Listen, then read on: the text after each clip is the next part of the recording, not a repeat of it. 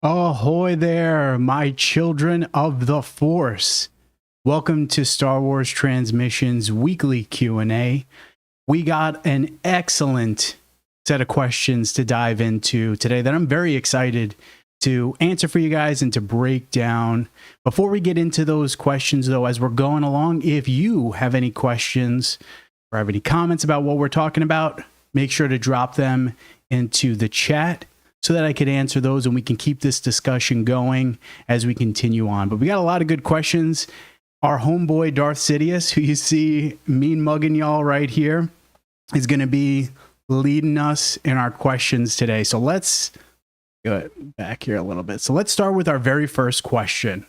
I was pumped to get this question. So for our first question, Tristan Elliott asks, why does Darth Sidious's appearance change when Mace Windu blocked the Force lightning back at him during their duel in Revenge of the Sith?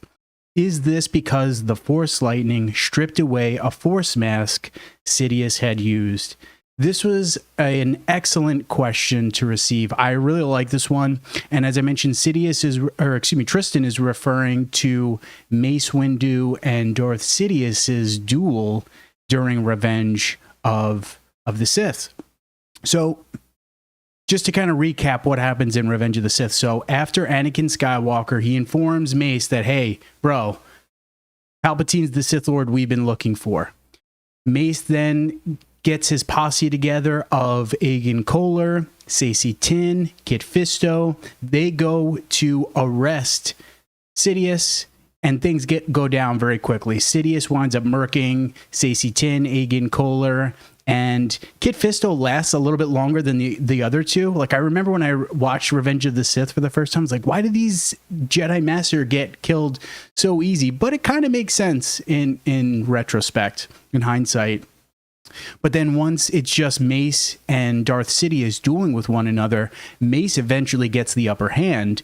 And as a last-ditch effort, Sidious winds up shooting Force lightning at Mace, and Mace uses his lightsaber to deflect that Force lightning back at Darth Sidious. And as that is happening, you see Sidious's appearance change. Our boy starts looking like a decent-looking elderly statesman to a goddamn bridge troll in a hot flash.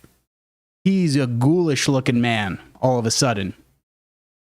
And so why is that? Why is it that Mace, when he's deflecting the lightning back at Sidious, Sidious takes on this appearance? But then think back to Return of the Jedi, when Luke is being struck by lightning from Darth Sidious, Luke's appearance doesn't change. So why is it that when Mace is reflecting that lightning back at Sidious, Sidious's appearance turns into what looks like a damn wrinkled ball sack? So let's discuss this and break this down. And I'm going to talk about the Legends explanation. We're going to dive pretty extensively into the Legends explanation into this. And we are going to talk about canon and why their Sidious's appearance changes in the canon explanation for this, because they are a little bit different. They essentially are the same thing, and you'll understand what I mean as we go further along into this breakdown, but they're kind of different. So let's first start with what happened in Legends and the Legends explanation as to why Sidious's appearance changed. So essentially, for those that tap into the dark side and those that are heavily tapping into the dark side, doing so literally disfigures you. It consumes individuals who are wielding the dark side. And someone like Sidious, who is super strong in the dark side of the Force, who's going to probably theoretically be tapping into the dark side on the reg, it would make sense that if the dark side of the Force is going to disfigure you, that Sidious would look the way he does during the original trilogy, as well as in Revenge of the Sith following his duel with Mace. Because Sidious has this ghastly appearance that would have come about from him tapping into the dark side of the Force on a regular basis, you would probably think our boy would want to do something so that people aren't like, yo, why does my guy look like a wrinkled ball sack? What's going on here? Because the Jedi people around him would probably start to put two and two together, right? If Sidious is walking around the galaxy as a senator looking like this on the reg, people would probably be thinking something is up with this dude, right? The Jedi would probably be onto him. So Sidious would have to do something to mask or alter his appearance. And this is where the Sith alchemical technique, so a Sith alchemy technique, it's a masking technique, comes into play. And this is essentially the Legends explanation for why Sidious, we see him right here, right? This is from The Phantom Menace, why he looks like a decent looking senator from Naboo, right? In his public guise as Palpatine. But we know our homeboy's tapping into the dark side in the reg, right? So why is it that he's going to be looking like this? Well, that's where that Sith alchemical technique comes into play, the masking technique. So this mask technique was a special application of Sith alchemy. So only a few Sith would be able to master this technique. It's not like this would be a technique that any old Sith could do. Someone strong in the Force would, in the dark side of the Force, I should say, would have to be able to master this technique to be able to use it effectively, to be able to put that mask on so that they could alter their appearance. And using this technique, a Sith alchemist could literally reshape an individual's appearance, altering the subject at a molecular level. So essentially what that means is I'm using this Sith masking technique, the Sith alchemical technique to alter my appearance. I'm doing so on a molecular level. So that means any distinct features, any disfigurations I might have, my age, I'm going to be able to alter all that stuff. If the Sith practitioner was strong enough, they could even conceal their species. The only thing with that is essentially someone would have to be like astronomically powerful in the dark side of the Force and in using Sith alchemy to be able to mask their own species. So that would be difficult. But essentially, I'm a Sith Lord. I know how to do this masking technique with Sith alchemy. Now I can change my appearance completely on a molecular level so that no one is going to be able to see my ugly ass when I'm strolling down the street in how I would normally look from tapping into the dark side. And so what's interesting about this technique, and again, the fact that it would change someone's appearance at a molecular level, medical examinations, that sort of stuff would not be able to pick up the fact that a masking technique was used to alter someone's appearance. So that's the big benefit towards using something like a Sith alchemy masking technique versus Sidious just saying, well, bro, why don't I go and get the Star Wars version of like plastic surgery and redo how my appearance looks. Medical scans would be able to pick up that you've had some sort of surgical alteration done to you to make your appearance look different. A Sith alchemy masking technique would completely change your appearance, and people would not be able to determine that you've done so. So not only would you alter your appearance, people would not be able to identify that you've altered your appearance. So for someone like Sidious, who is operating in a very public way as Senator Palpatine initially, and then Chancellor Palpatine, it would make a lot of sense for him to use a masking technique to hide the fact that, again, our boy looks like a wrinkled frickin' ball sack. Now, this is where it gets interesting and comes back to Mace and Darth Sidious's duel. So as a product of the dark side, this technique, this masking technique, it's a dark side Force ability. As a product of that, it was susceptible to powerful blasts of dark side energy. So if a subject was not careful, like our boy Sidious during his duel, the mask would literally melt away, making further attempts to conceal their appearance extremely difficult, if not impossible. So when Mace is redeflecting the Force lightning back at Sidious, that blast of energy, that blast of dark side energy that is being deflected from Mace's lightsaber back towards Darth Sidious, essentially it's melting away Sidious's Sith alchemy mask. Okay, and again, this is the Legends explanation. This is not something that has appeared in Legends, or I should say this technique is not a canon Sith alchemy technique. This is strictly Legends. And this technique and explanation actually was featured in a now Legends. Essentially, it was a website. It was this website that basically would make modifications and rule updates for Star Wars role-playing game. The Star Wars role-playing game at the time, which was like, when did Revenge of the Sith come out? Was it 2005, I think? So around that time, this website would update the Star Wars role-playing game rules and any modifications to that game. That's where they would essentially be updated on this website, this feature. And so one of the story creators for that role-playing game basically came up with this idea of, hey, again, going back to Return of the Jedi, Luke gets blasted by Sidious's lightning. His appearance doesn't change, but why is Sidious's appearance changing here? As a compromise, instead of going with, you know, hey, Sidious has got to use the Force on the reg constantly to change his appearance, let's create this technique that a Sith can do. It's a Sith alchemy technique where it's kind of like a one and done type of deal. They do this masking technique, they alter their appearance, it changes them at a molecular level.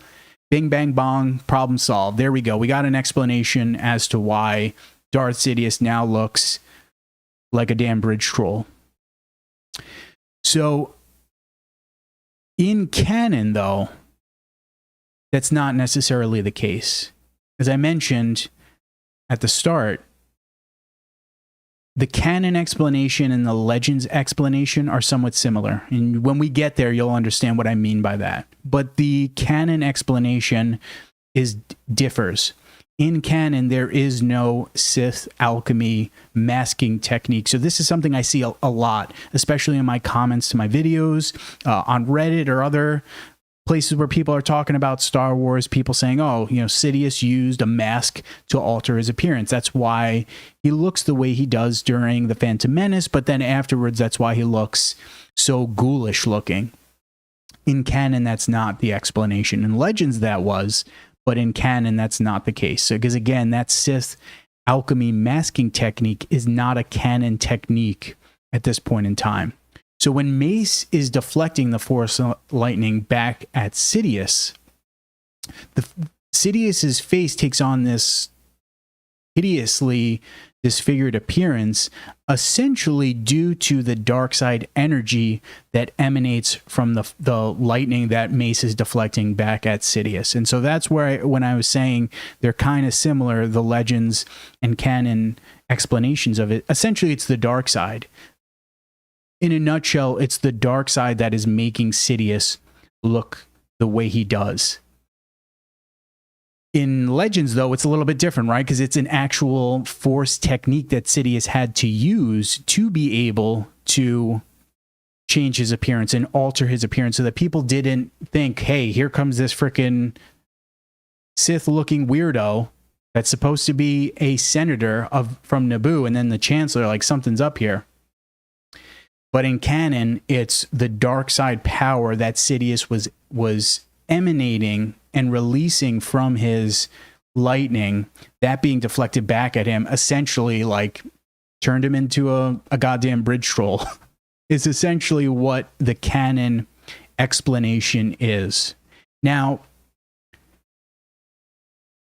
this is one of the instances where I have to say, not always am I like, yo, I kind of like the canon explanation better than Legends, or like Legend canon stuff more than Legends. I will say I do tend to enjoy canon stuff more for the most part. There are some Legends things that I enjoy more than canon, But by and large, I seem to enjoy canon more so.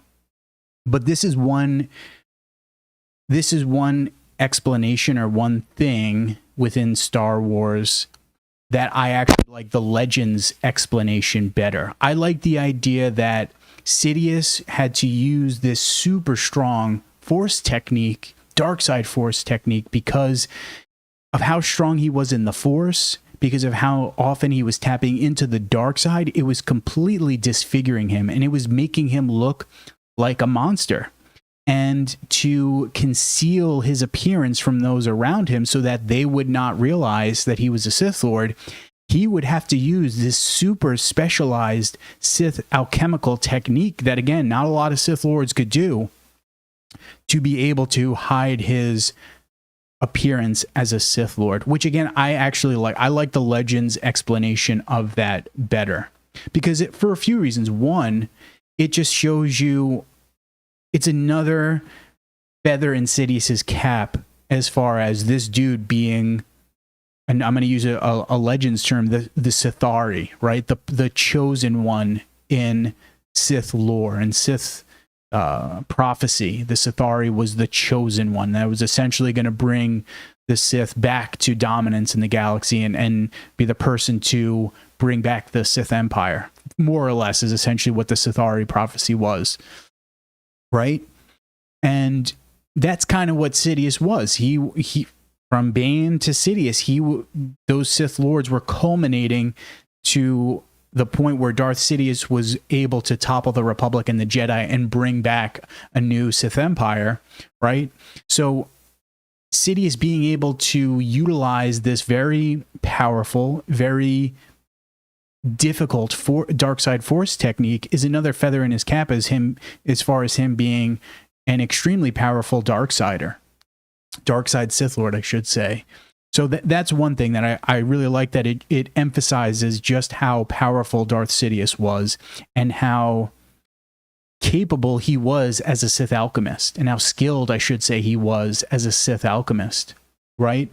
But I also like the idea that our homeboy had to change his appearance. He was forced to change his appearance, and he was smart enough to realize that he needed to do so because of the fact that he was operating under that public guise of Palpatine.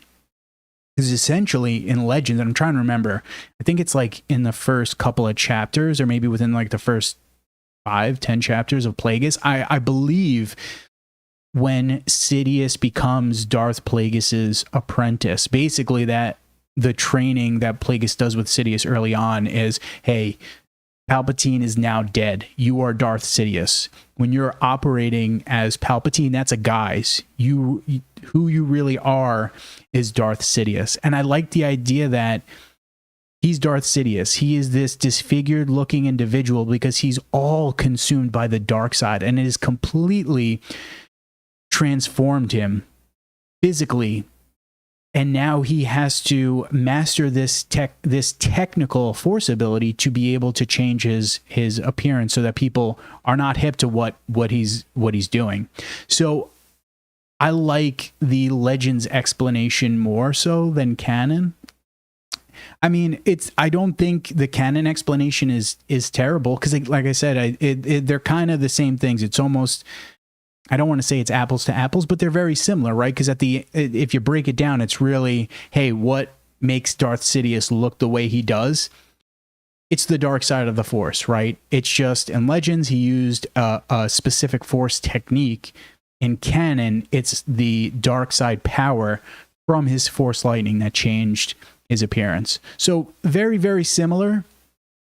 But again, I think I'm going to say, hey, this is one of the instances where I like the Legends explanation more so than the canon explanation.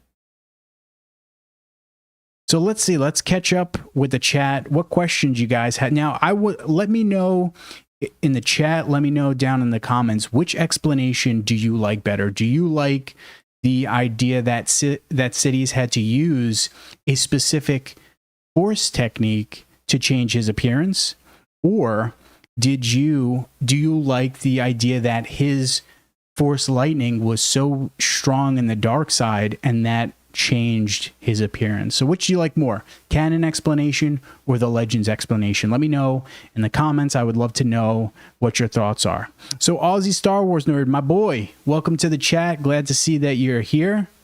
Wonder what time it is in Australia. I think what do you guys like? I'm in New York. So you're probably like 23, 24 hours ahead of me, something like that, 23 ahead of me. So glad to see you're here, though, my friend. Draco Blackburn, a gray Force user can also use that technique. Bro, I don't know where, like, gray Jedi, gray Force user came up. I don't know who meant, like, just kind of pulled that out of their ass. That is not a thing. That is not a thing in Legends. It's not a thing in canon. Gray Jedi are completely not a thing.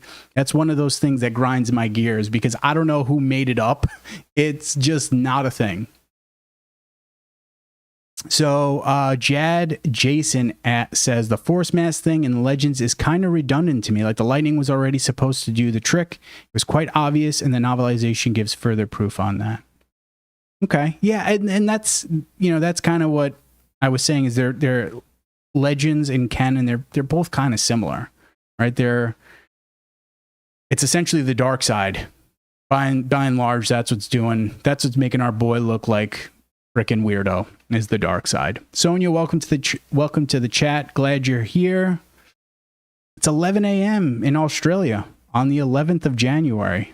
Wow. All right. So yeah, you're like not what would that be? So it's 7:53 p.m. on the East Coast here in the US. I'm not going to sit here and figure out how many hours differences, but yeah, you're definitely ahead. I love Legends more, Draco Blackburn says. I can't say that I do. There are some things in Legends that I like more than canon. There is a lot that I like more in canon than I do from Legends. And this is from someone who's read a lot of canon, a lot of Legends, both comics and novels. There is some really great Legends stuff, but the stuff that I find myself, especially when it comes to the Jedi Sith, probably I'm going to say Legends. Legends, I think, has done a better job of diving into the Sith. But as far as Jedi and diving into new Jedi characters and characters that we know and love, I actually think canon has done a better job of that than Legends, like way better. Just right off the top of my head, the first thing that comes to mind is Shadow of the Sith. Like that book alone blows any Legends Luke comic that, or a book that I've read. It's so freaking good, and it makes me, that novel made me appreciate Luke in a way different way than I had done previously. So I know Legends is canon's not for everyone, and for some folks, Legends not their thing. My thing is dabble with both, enjoy both. They both have their qualities. They are both going to have things about them that I'm not going to like or that you're not going to like, and that's totally fine. But Draco Blackburn, the Great Jedi, and others who predate the Jedi and the Sith.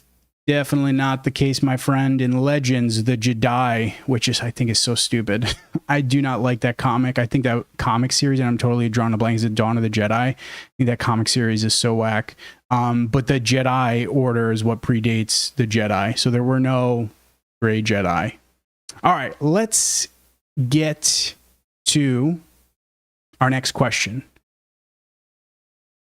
We're sticking with Darth Sidious. This is a Sidious heavy Q&A, which I'm not complaining about because I do like my boy Sidious.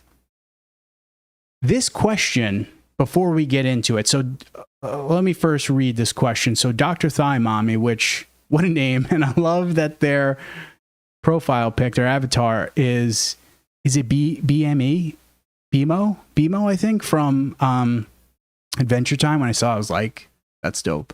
All right, so Dr. Thiamami's question is, how did Darth Sidious wind up on Exegol? This was a question that, as I started to think about it more, as I started to put together my answer, I kind of realized that, I think I kind of like that Sidious returned and Sidious was on Exegol. And this is from someone that I'm not the biggest sequel fan. I am not the biggest Rise of Skywalker fan. I was very much not a fan of Sidious returning in the Rise of the Skywalker. When we initially found out that Sidious was returning in the Rise of Skywalker, I was like, yo, this is whack. I do not like, is it Dark Empire is the name of that comic? One of the worst comics I've read in Legends is, I think it's called Dark Empire, where Sidious returns. It takes place like 10 years after Return of the Jedi, and the Galactic Civil War is still going on. So I was like, I'm not here for Darth Sidious returning. This is not going to be my jam at all. And now that that movie is come and gone, now that we've gotten some comics and some novels and some books that dive into Sidious returning and how he did so, now I'm kind of like, bro, I actually think I like it. I was saying this to Danielle yesterday or the day before, is I was kind of reading stuff, kind of putting together my response to this question. I was like, yo, Danny. And Danielle knows I've talked to her about the Rise of Skywalker and like Darth Sidious's return ad nauseum. I've chewed her ears off about it. It's like, Danny, I think I like Darth Sidious returning. I think I like him being on Exegol now. So let me give you guys the explanation and the answer as to how Sidious winds up on Exegol in the Rise of Skywalker and after the events of Return of the Jedi. And then I'll explain a little bit more as to why I actually think I kind of like Darth Sidious returning and winding up on Exegol, which again is very similar to what happened in Legends. I can't remember in Dark Empire the name of the planet that Darth Sidious, once he's in his clone body, where he's operating out of. I can't remember off the top of my head. It's been a while since I read that comic, but it's kind of sort of similar. In that comic, it's not, if I remember correctly, it's not a Sith world that Palpatine is operating from, but kind of same sort of thing. So now, to answer this question, essentially the answer to this question comes from a few different things. It comes from primarily the Rise of Skywalker novelization, which I actually would highly recommend. If you're a fan of the Rise of Skywalker, you're going to love the novel. The Rise of Skywalker novelization just completely, it adds multiple scenes that really are enjoyable that I wish would have been added into movie. And I understand why it wasn't added, but they really make the story of Rise of Skywalker more palatable, at least for me when after I'd seen the movie, made it much more enjoyable. But if you're already someone that likes the Rise of Skywalker, you'll love the novelization, because there are several scenes in that novel that are not in the movie that are fantastic that I would highly recommend. The canon, it's kind of like a biography essentially. It's Skywalker, A Family at War. That was written by Kristen Baver, I believe. I can't remember who the Rise of Skywalker novelization was written by, and my apologies for that. And then also Greg Pak's Darth Vader comic series. So Greg Pak's 2020 Darth Vader, which is a spectacular comic series. I've mentioned it a couple times now in the live streams. It's very fun. It's got some excellent moments. And again, it provides, at least to some extent, some insight and some explanation as to how Sidious was able to wind up on Exegol post Return of the Jedi. Now, before I answer this question, one thing to keep in mind is that just like Darth Plagueis, Darth Sidious was obsessed with wanting to live eternally. That is very much a Sith thing, right? Trying to figure out the key to unlocking immortality, right? Plagueis was obsessed with that. Sidious was obsessed with immortality, and that's in both Legends and in canon. Those two were absolutely obsessed with immortality. And Plagueis, he thought that he and Sidious were going to essentially live immortal for like 10,000 years. I know specifically it was Plagueis thought that. I'm not 100% sure if he planned on having Sidious along for the ride or not, but at the bare minimum, Plagueis' goal was, bro, I'm going to be living for thousands of years. I'm going to be the Sith Emperor for thousands of years. So those two were all about living eternally, figuring out ways to do so. So much of what Sidious learned when it comes to living immortal, he actually learned from Darth Plagueis. Not everything. Darth Plagueis didn't teach him everything. And in hindsight, I think, is it in the... I can't remember if it's Skywalker, Family at War, or the Rise of Skywalker novelization, but essentially, as Sidious is falling to his death in Return of the Jedi, or maybe it's right after, once he's like revived on Exegol, he basically realized, bro, Plagueis withheld information. He did not give me everything, every bit of information that I needed to know to be able to live immortally. But with that said, Plagueis did teach Sidious a lot of techniques and methods so that he could live eternally. But let's start with Greg Pak's Darth Vader comic series. So that comic series takes place pretty much right after the events of the Empire Strikes Back.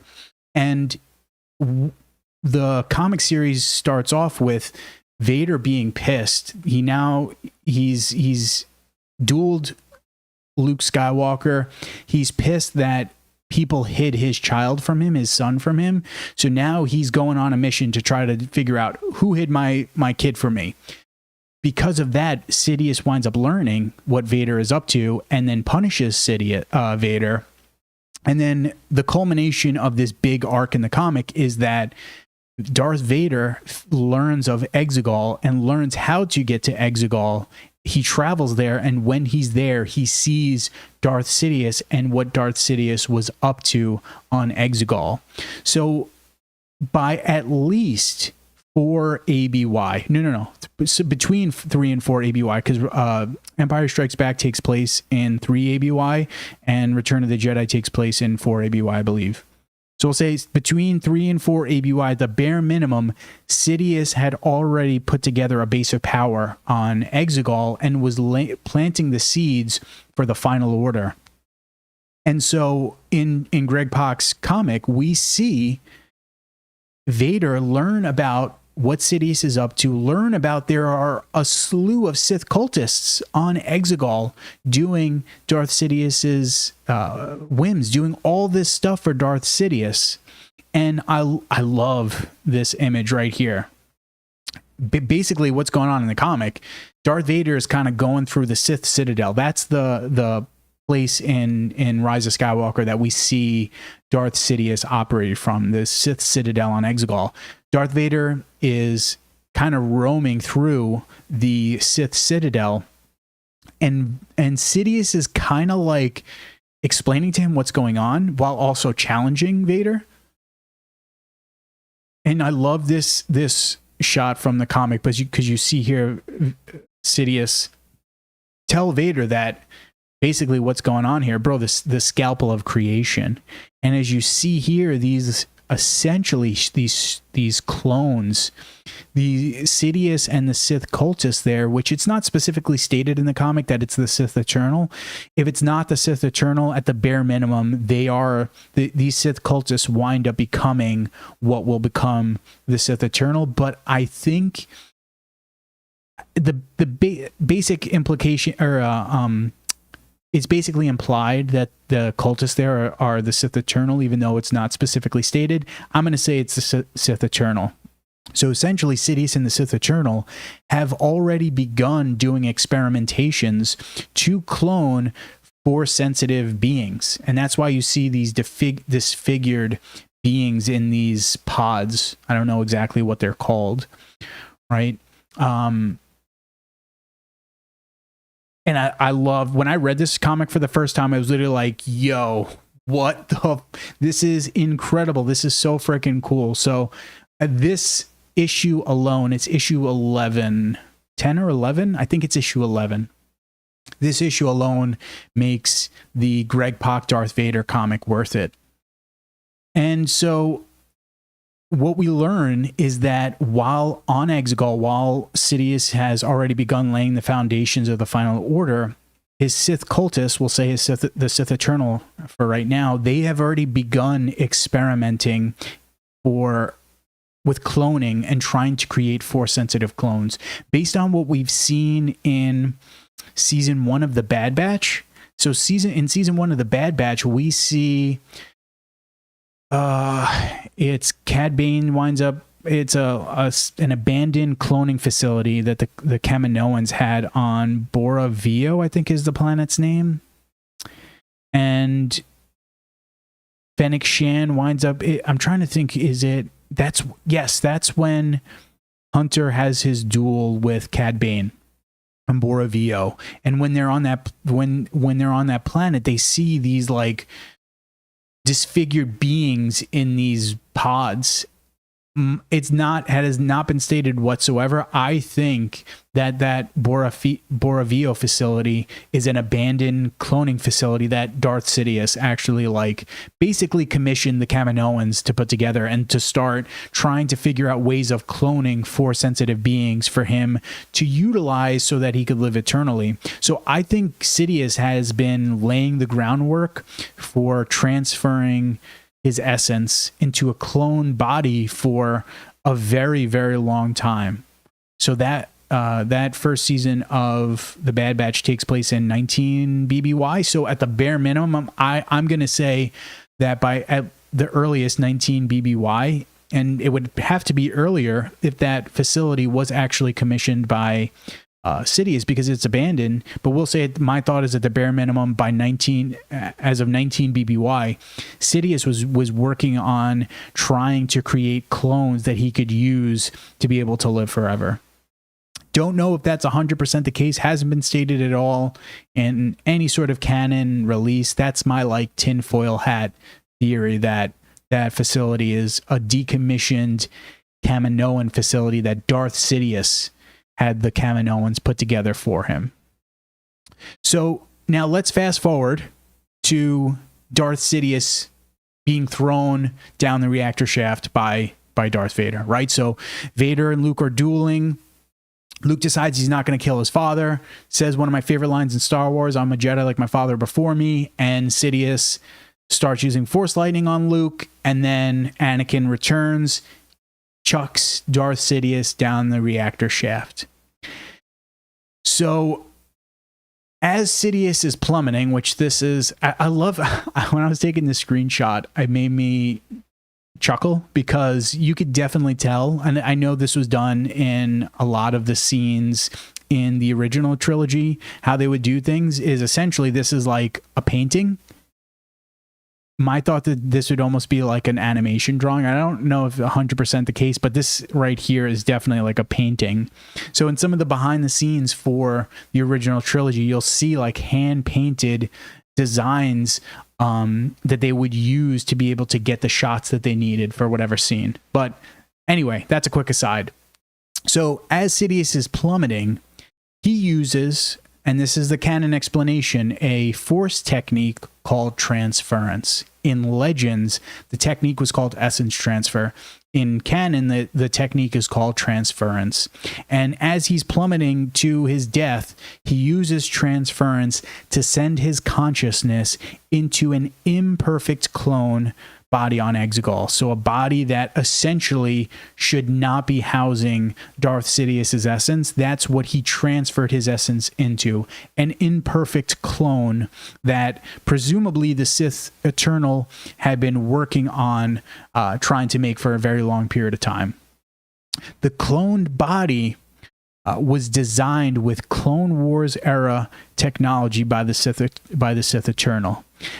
Danny Girl and I were chuckling. So again, I'm chewing Danielle's ear off, telling her, "Hey, I think I like the idea of Sidious returning." I can't remember the character's name right now. There's that nerd in Rise of Skywalker who he's in a bunch of like J.J. Abrams movies, and I think he was in Lost. He was in The Lord of the Rings. I can't remember the actor's name. But Poe makes a comment that somehow Palpatine's return, and then that nerd basically gives up says something about cloning, dark side cloning, whatever he says. It's just so stupid. It's one of the worst lines in all of Star Wars, and especially the Rise of Skywalker. And Danielle and I were laughing about that. But anyway, all right. Now that that aside is done. So the Sith Eternal, they use this Clone Wars era cloning technology to create this imperfect body for Darth Sidious. And once Sidious's consciousness is transferred into this clone body, the Sith Lord then is jolted back into life.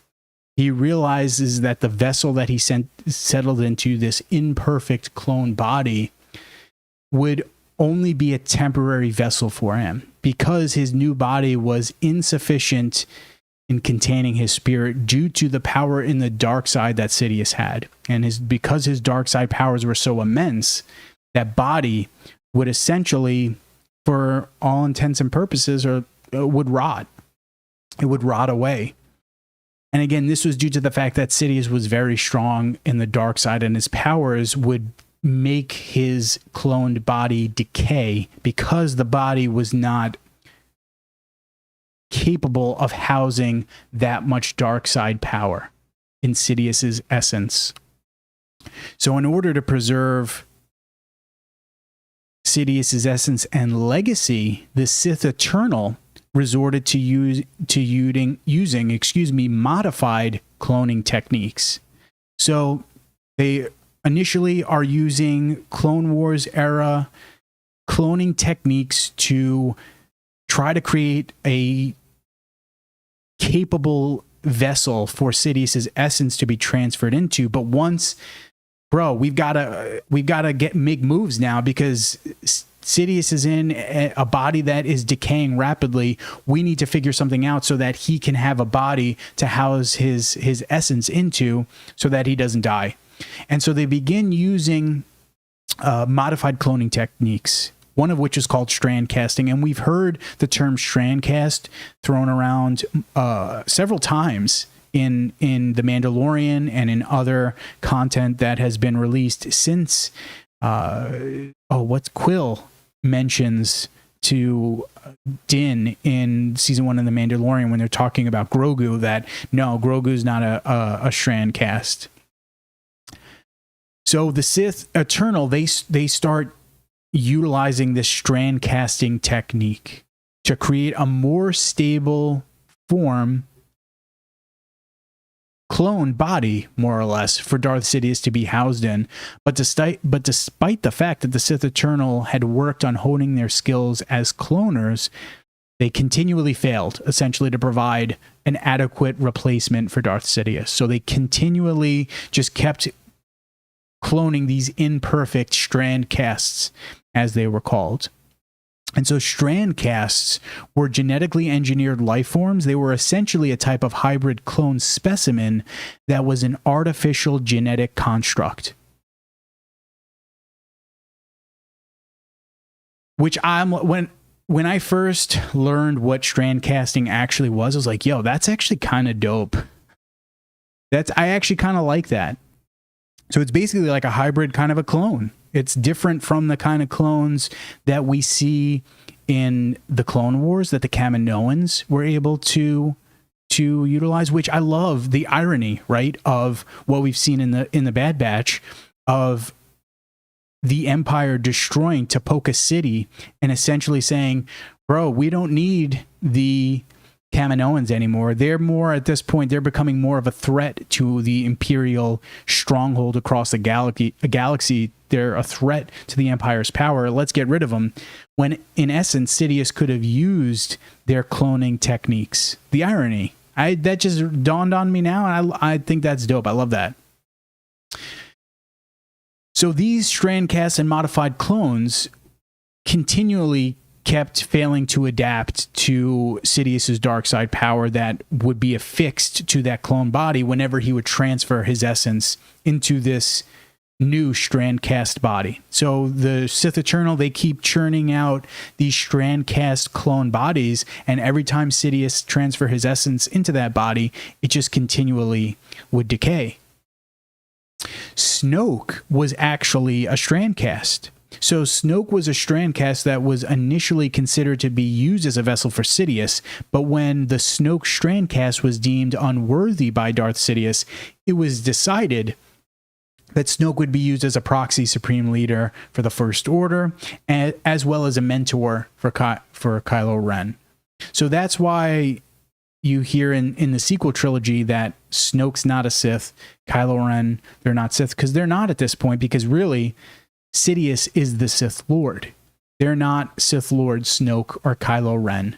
Snoke was operating as a proxy for Darth Sidious because he was a strand cast that was going to potentially be used as a vessel for Sidious, but when Sidious deemed that vessel to be unworthy, it's like, bro, let's have Snoke lead the First Order.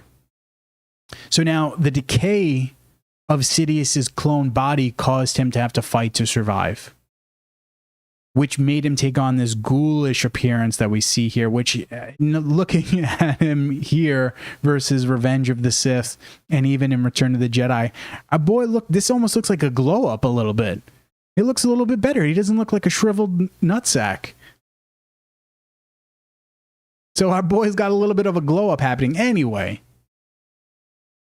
Right, so our homeboy's fighting to survive, made him take on this undead appearance, and because of this, Sidious could not move. So that's why you could see it here. He's got this harness, which was called an Omen harness, because he was immobile, and so to get around, he used an Omen harness, which was created by this ancient Sith King Omen, which I think is dope. That's something I really enjoy. And as Sidious is living on Exegol for decades at that point, he's essentially plotting his return and trying to figure out a way to get into another body, another vessel that will be able to more perfectly house his dark side force powers, his dark side essence, because these strand casts are not getting it done. And you can see these vials back here, right? You see them on either side of his head. Those vials, and this is talked about, it was first talked about in the Rise of Skywalker novelization. Those vials are restorative fluid that would essentially be injected into Sidious so that he wouldn't decay rapidly. So they help stymie the decay of Sidious's body, and they help prolong the lifespan, so to speak, of his clone body. But when it came to the point where this strand cast clone body had decayed too much, a new strand cast body would be used, and Sidious would just transfer his essence into that body. The decay of Sidious's body is why we see Sidious wanting to transfer his essence into Rey, as well as why he's hunting Rey's parents and Rey. Rey's father, we learn this in the Rise of Skywalker novelization, as well as the Shadow of the Sith, is not force sensitive, and he was a clone of Sidious. So I believe he was the only clone that was not force sensitive at all, but I'm not 100% sure on that. Either way, regardless, that's why in the Rise of Skywalker, Sidious wants to transfer his essence into Rey, because Rey is strong in the Force. In theory, she would be able to house the dark side power in Darth Sidious's essence. So that's why he wants Rey to kill him, so that as soon as he dies, he's going to transfer, or right before he dies, I should say, he's going to transfer his essence right into Rey's body and take over Rey's body, which is pretty much what happens what he's trying to do in the Dark Empire comic. I think it was the child of Leia? I think it was the child of Leia in the Dark Empire comic that Sidious was trying to essence transfer into in that comic. It's been a long time since I read that comic. I've only read it once because, like I said, it was not my jam. But that's why Sidious is wanting to kill Rey, so that he could transfer his essence into her body, and in theory, that body would be able to house his dark side power.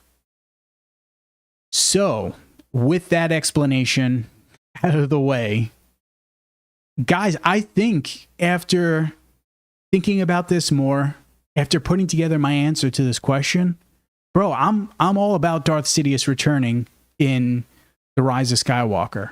Now, again, I'm not the biggest fan of that movie. It's got moments that are dope. It's got moments that are so-so. But I like the idea of Sidious returning. Because, again, we know in both Legends and canon, Sidious and Plagueis were doing everything they could to figure out how to unlock the key to immortality. And to some extent, Plagueis kind of sort of did. Not entirely. Not like Sidious tells Anakin in Revenge of the Sith. But Sidious unlocked some pretty useful information about living eternally. And as I mentioned, in Legends, Sidious was able to transfer his essence into a cloned body.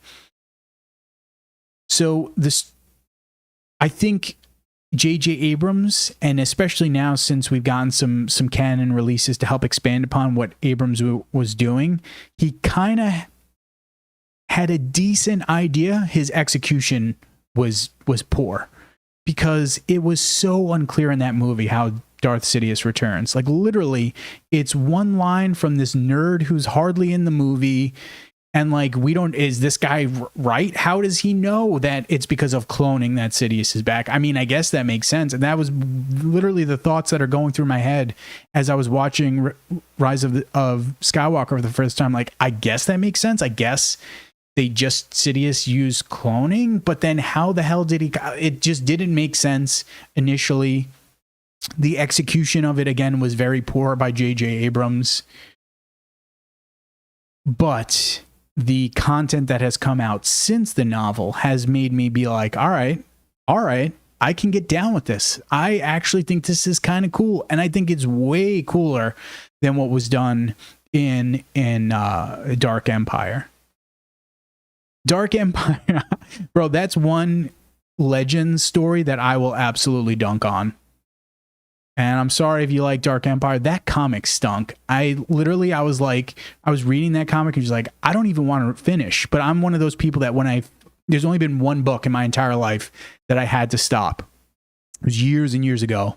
But I'm always going to finish reading something when I start it. Dark Empire, I almost stopped reading. It's like, this is garbage, bro. So I will say J.J. Abrams probably did a little bit better than Dark Empire, but I don't think his execution was the best. But I think the information that we've gotten since The Rise of Skywalker's come out, in the novelization, especially in Skywalker, A Family at War, in Shadows of the Sith, you get a little bit of information about, not a ton.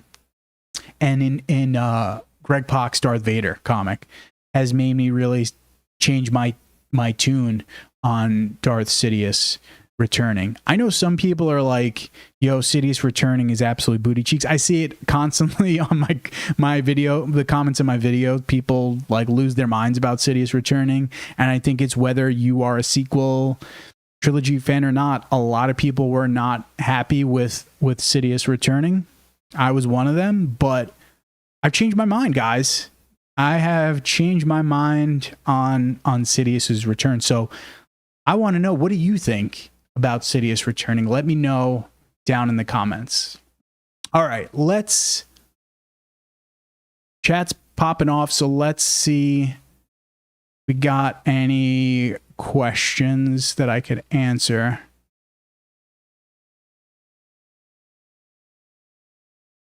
Let's see. All right, so we're going to skip some of these comments for right now. Not really questions. Whoops. So not really questions. So we're going to skip and we're going to move on to our next question. I was so excited to get this question because it was one of those moments when I read the question. I was like, what would happen if Obi-Wan joined Count Dooku? But then I started thinking about it. I was like, yo, this is kind of dope. This is what I'm not the biggest fan of watching like what if videos. I know those are very popular on YouTube. Like, what if this person did this, or what if this happened in the Star Wars story? But I can, get down with having conversations with people about that. And this was one of those questions where I was like, yo, this is fun. And there's some things that I think would be really cool that if they were to happen would be kind of dope to see. Now, you guys may have a different take on what I think would happen, and that's totally fine. But let's break down my thoughts as to what would happen if Obi-Wan joined Count Dooku when Dooku asked him to join him. I'm pumped to answer this one. This is a fun one. All right. So, and by the way, this question was asked by, I don't know how to pronounce this person's name, Caper Magagod. Hopefully that's right, or I'm close to it. All right. So in Attack of the Clones, right? This is like, I think it's like the midway point-ish of Attack of the Clones. Obi-Wan has been captured, right? He's caught on Geonosis, and he's been imprisoned. And Count Dooku visits Obi-Wan. And this is the first time that these two meet one another. And essentially, Count Dooku is telling Obi-Wan, like, bro,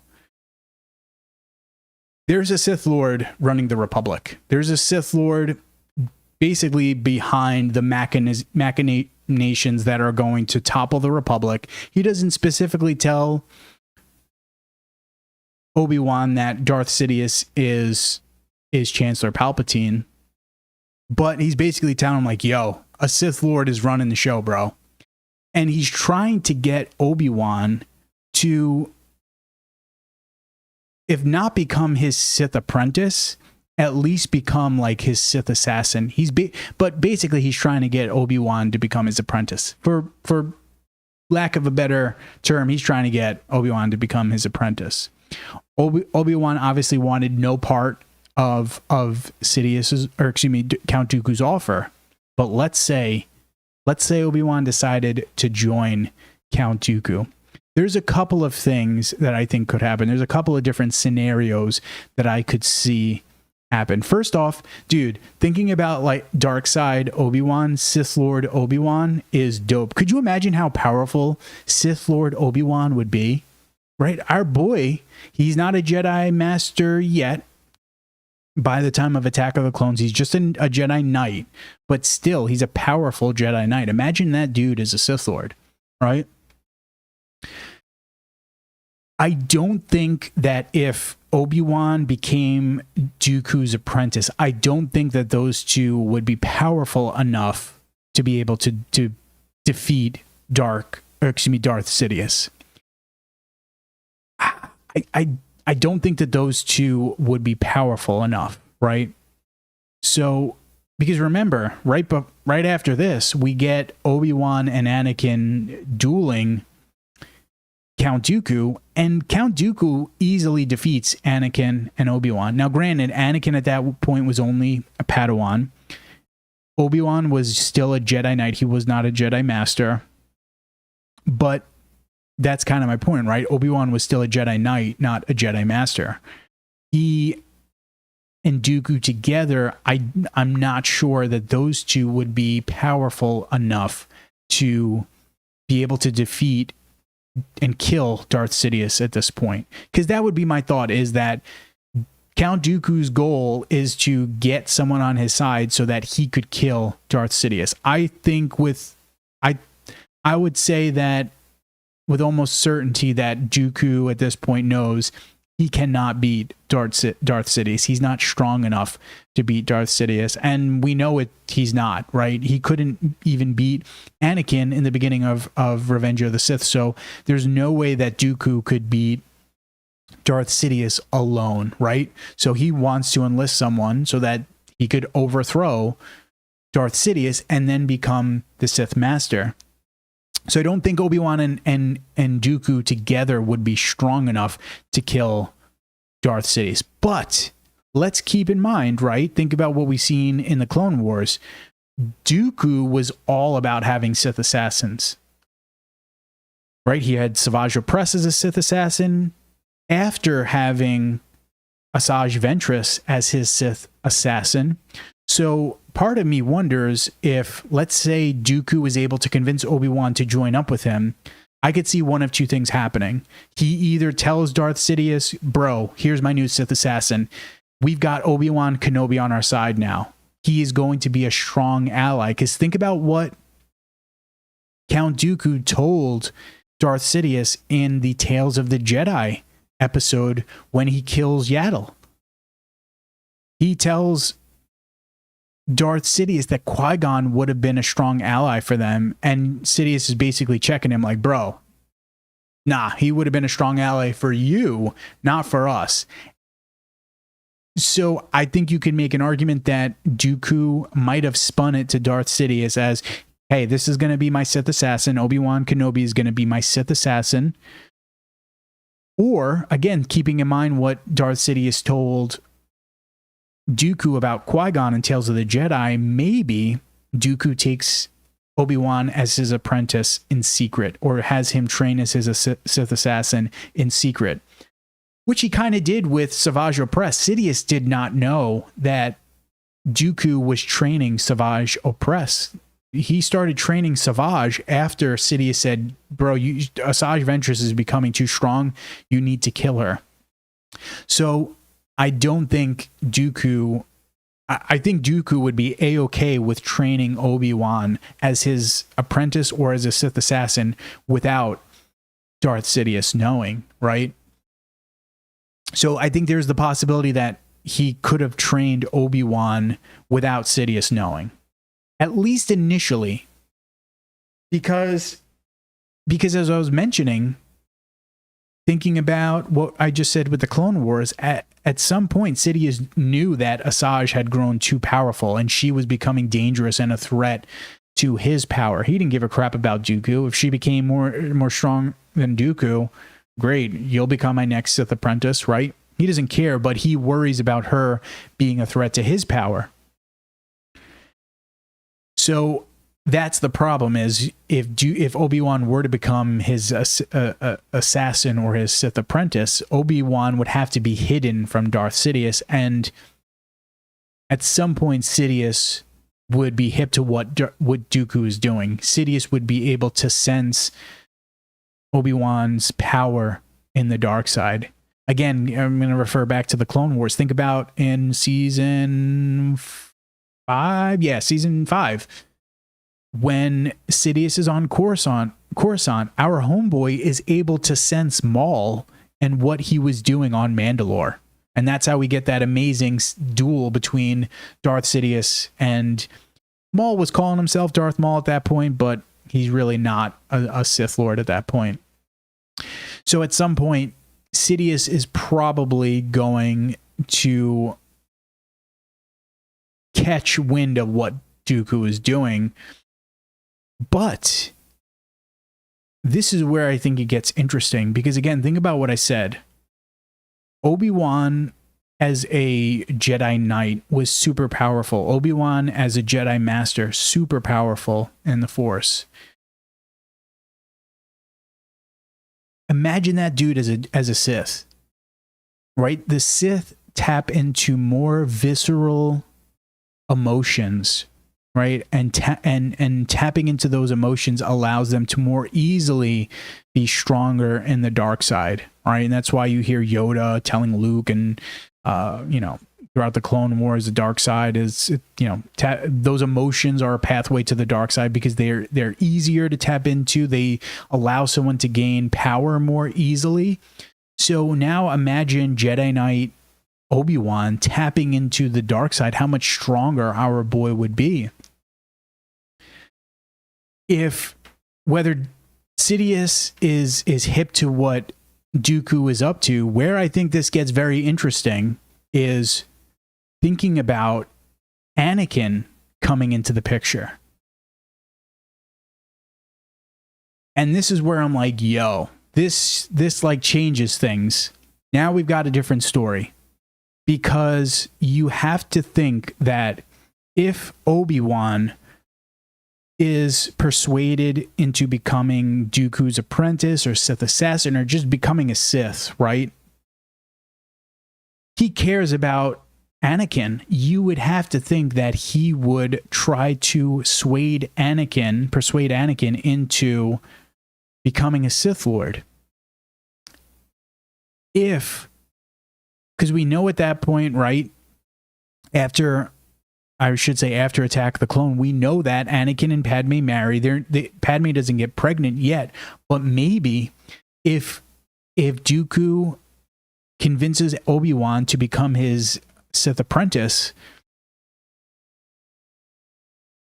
then Obi-Wan gets strong enough, tries to convince Anakin to become his Sith apprentice. Those two would easily murk Count Dooku. I mean, Anakin does it alone in Revenge of the Sith.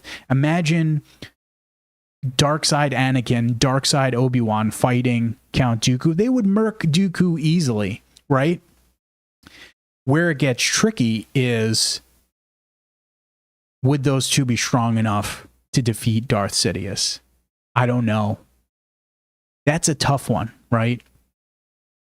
I think, though, that Obi-Wan would probably easily be able to convince Anakin to become a Sith. I mean, he does it on his own in Revenge of the Sith, but even if, let's say, Padme doesn't die, just being with her, or excuse me, even if Padme doesn't get pregnant, just being with her and knowing that, hey, I have an out now of the Jedi Order and I have a path, I have a future potentially. With Obi-Wan as his Sith apprentice, that could be his out. And those two together, man, that's a pretty fearsome duo. I don't know if those two, though, are strong enough to defeat Darth Sidious. You can make the argument that Yoda might have beaten Darth Sidious in their duel on Coruscant. It was kind of even until Sidious got the upper hand. Could a dark side Obi-Wan, who's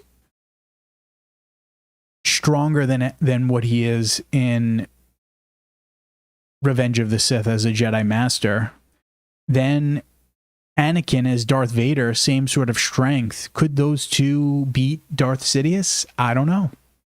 That's a tricky one.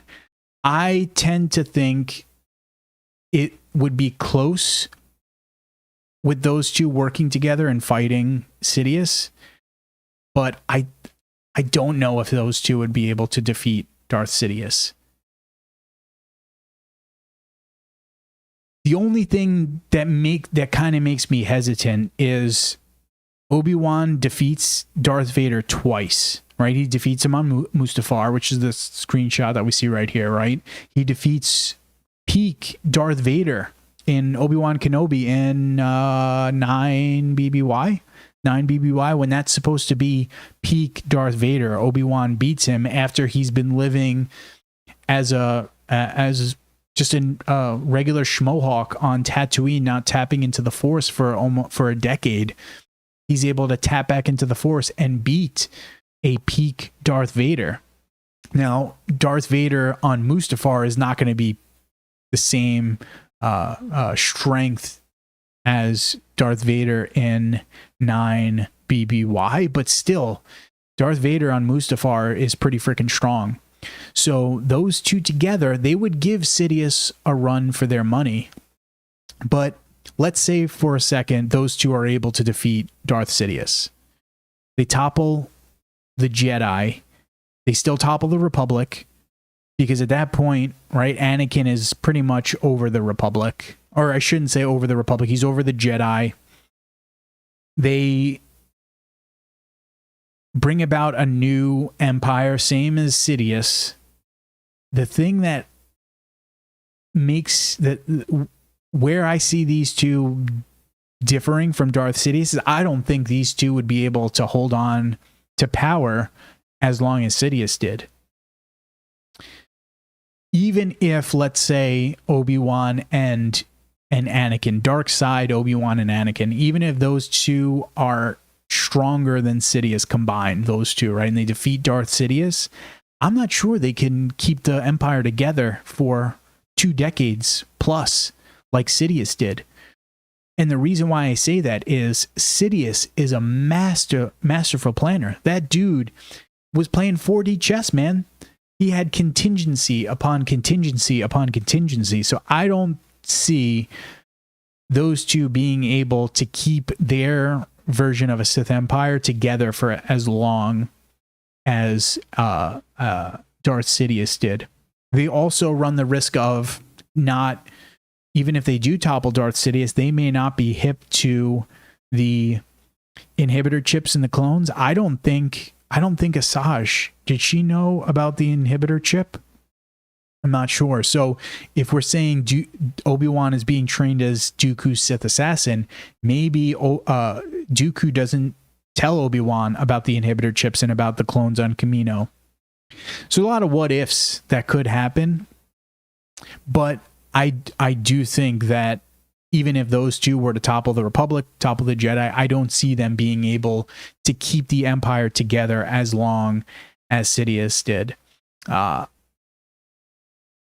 I do think, though, that Padme would still leave Anakin, right?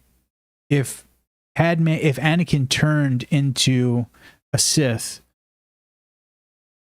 even if he was working with Obi-Wan, I still think Padme would have left him, because that basically went against what she stood for. Him being a Sith Lord and wanting power for himself, that went against her beliefs. I don't know if Anakin would have still killed her.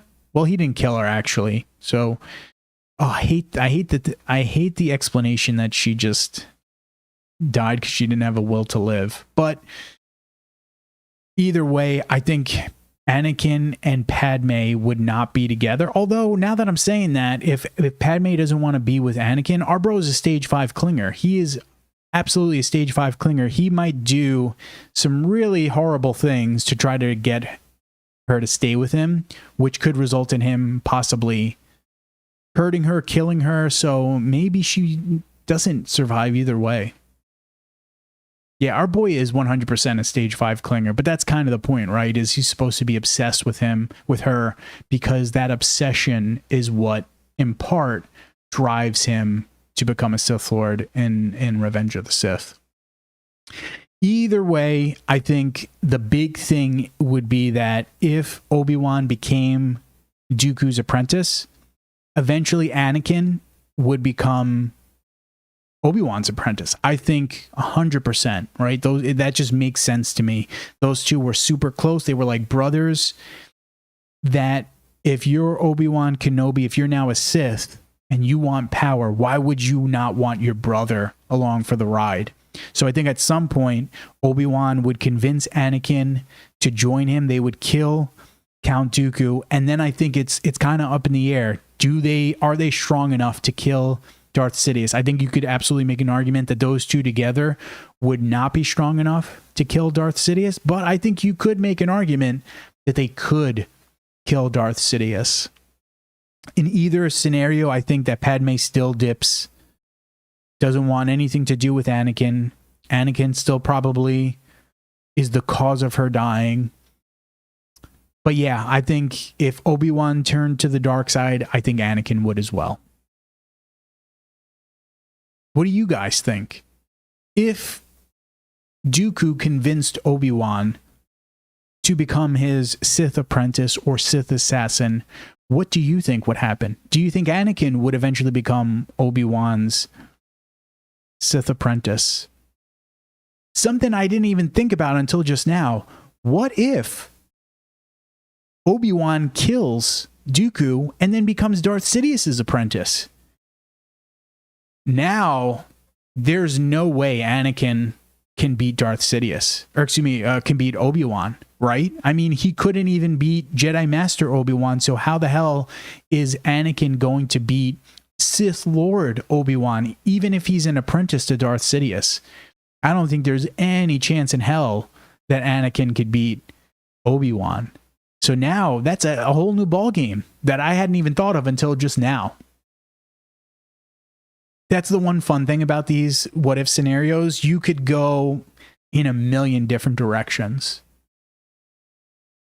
I do understand why people like watching those videos.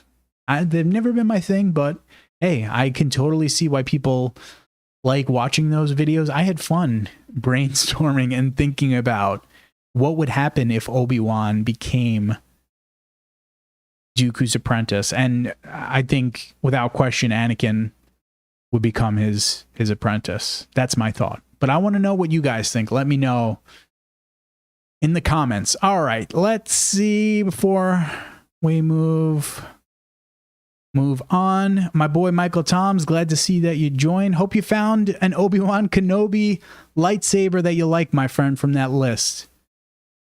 Michael Toms looking for an Obi-Wan Kenobi replica lightsaber. And correct me if I'm wrong, Michael, in episode 3 replica of Obi-Wan's lightsaber. So if you know of any good Obi-Wan replicas where someone can get a nice NeoPixel Obi-Wan replica lightsaber, drop a comment. Let Michael and I know. I have a couple of Ultra Saber lightsabers. They're cool. They're fun. My one hilt is, I freaking love it. It's not a NeoPixel, which bums me out. But like when I finally was like, yo, I'm going to spend a little money to get a lightsaber, I knew the exact Ultra Saber lightsaber hilt that I wanted. I had looked at like Electrum sabers. I looked at a bunch of different lightsaber companies, and this one hilt was like, yo, I have to have that hilt. I don't care that it's NeoPixel. I freaking love it. And now I'm like, shit. I wish I had a NeoPixel lightsaber, and I probably could if I was feeling up to it. I probably could take the components apart in it and turn it into a NeoPixel lightsaber, but I'm kind of lazy. I don't want to do it. So eventually, at some point, I'm going to get a NeoPixel lightsaber, and I've got my eyes on this point on a Saber Forge saber. But yeah, if you guys know of an Obi-Wan replica lightsaber, let us know in the comments. Let Michael and I know in the comments. Let's see. What if Luke joined the dark side? What are the Empire? Would the Empire still be around? So Draco Blackburn asks, would the Empire still be around? In Dark Empire, now Luke does this to eventually defeat Darth Sidious, but he winds up becoming Darth Sidious's apprentice in that comic. I have to think probably, right? I think if, let's say Luke has just completely turned to the dark side. The whole thing with the Sith is they want power. They want to live forever and they want power. That's like the two absolute things that Sith are all about. So I would think that Luke would want to have, if it's not the Empire, right? If Luke doesn't kill Sidious and just assume his role as Emperor, let's say the Empire is gone, and now Luke has to create his own empire, or position of power, or entity to control power within the galaxy. It's going to be some sort of variation of the Empire, would be my thought, because Sidious kind of laid well, he didn't necessarily lay the framework for what works, but yeah, he kind of did. Although there were Sith empires in the past,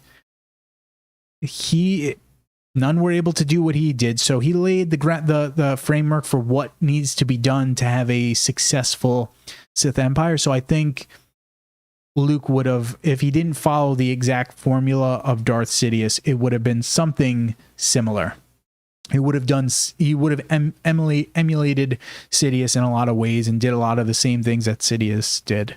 If you like Dark Side Luke, if that's something you're into, like I said, read Dark Empire, because Luke does become Darth Sidious's apprentice for a little bit in that comic. I will say that was one thing I actually did enjoy about that comic was Luke becoming Darth Sidious's apprentice and how that's depicted. I actually kind of enjoyed that in the comic, but not so much some of the other stuff. Napoleon Wilkie says Dooku was supposedly, able to beat Sidious in a saber fight. I disagree with that. I don't think I agree with that. Now, granted, Count Dooku is one of the best lightsaber duelists of his time, right? So, as far as like best lightsaber duelists, Dooku's going to be up there. Mace, Yoda. I don't know if Dooku could be. Well, now that I'm saying this, now I'm kind of like, bro, could he? If it's a straight up, but even if it's a straight up lightsaber duel, they're still going to be using the Force to, I don't want to say make their lightsaber ability stronger, but that's kind of what they're doing. They're amplifying their techniques and their lightsaber skills. They're using the Force to be able to fight better and to duel better. If, let's say it's, hey, we're going to have a straight up duel, you cannot use the Force to amplify your skills or your abilities. In that instance, I'd say Dooku probably wins. But if we're talking about, hey, we'd still use the Force, Sidious is probably going to dunk on Dooku. That would be my thought. Because again, Sidious is just so strong in the Force that I think he would be able to beat Dooku. That would be my thought. But if those two are having a duel and they can't use the Force, or they've got something that's going to impede their ability to use the Force, yeah, maybe then in that case, Dooku might beat Sidious. Aussie Star Wars nerd. Sidious knew every lightsaber combat form and mastered them. Dooku only had form 2 mastered, didn't he? Oh, I'm so bad. The forms I have to like usually go back and read them because I'll never remember exactly which form which character did. I know Anakin was all about form 4, or was it form 5? Ahsoka was all about form 4. So was Yoda was form 4. I think Anakin was 5, and Darth Vader's form 5. Although it hasn't been specifically stated in canon, I think Luke was also form 5. Obi-Wan was form 3. Dooku, I don't remember. I don't remember if Dooku's form 2 or not. And I don't know, Aussie, if that's something from Legends or if that's something from canon. I'm going to look that up, though, after our video. Or after this live stream, I should say. I'm going to look that up and see Dooku's Sidious's lightsaber forms, if he's mastered that, because I don't know if I've read about Sidious's which specific lightsaber forms he's used. It wouldn't surprise me if Sidious was like, I'm going to dabble in all of them so that I could dunk on anyone that tries to step with me with a lightsaber. Wouldn't shock me at all. But yeah, I think Dooku and Sidious straight up lightsaber duel, no using the Force. I think Dooku might murk his ass. All right, my friends. This was a fun one. We're closing in on almost 9 o'clock, like I mentioned last week. 9 o'clock's like my designated video game time. So about that time where I start hopping into Halo, where I try to start dunking on people in Halo. This was a lot of fun. I have really been enjoying doing the Q&As. These are absolutely going to be a weekly thing moving forward. This is going to be something I'm going to do this week with my work schedule. I had to do it on a Tuesday. I might wind up altering the days that I do them on. It might wind up it's probably going to wind up being someday during the work week, like someday, Monday, Tuesday, Thursday, or Friday. I'll wind up doing it on, and just kind of seeing how my work week is going and how crazy things are at work and at home. And then just kind of like going from there. And I'll announce in my communities page, when I'm going to do a live stream. What I think I'll start doing is the night before I'm going to stream, I'll make a post on the community page. This way you guys will have a little bit of heads up, like, oh, okay, our homeboy's doing his live stream tomorrow at whatever time. But I'm going to try to stick with like Monday and Tuesday. Wednesdays are going to be the designated live streams for the Bad Batch. Danny Girl and I are going to be doing breakdowns of the Bad Batch each week. Same time, 7:30. That seems to be a good time for both of us. I've been enjoying doing them at 7:30 because it lets me typically, if I can't eat, usually I have a snack beforehand, so I'm not like starving. But usually I get to have dinner beforehand, so I'm liking these 7:30 times.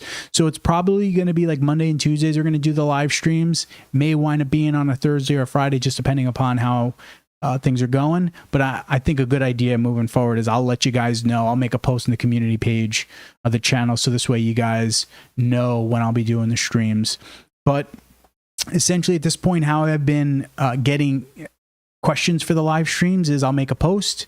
You guys will see Darth Sidious wearing sunglasses, and that's my weekly Q&A request. So if you have any questions that you would like me to answer, any Star Wars questions, keep a lookout for those posts, because that'll be where you'll want to drop those questions for any future Star Wars transmission weekly Q&As. So I've gotten some that didn't appear in this week's Q&A or last week's or weeks prior that I'm holding in my back pocket for future ones. So if you didn't see your question answered, there's a chance it might be answered in some future live streams. So keep a lookout for that. But yeah, let me guys know your questions, because these live streams are a ton of fun. With that said, my friends, now's a good time. If you have not liked this video, if you haven't liked listening to me blather on for, how long have we been going for? An hour and a half. If you haven't liked listening to me blather on for an hour and a half, you've been here. So the least you could do for me is give me a like.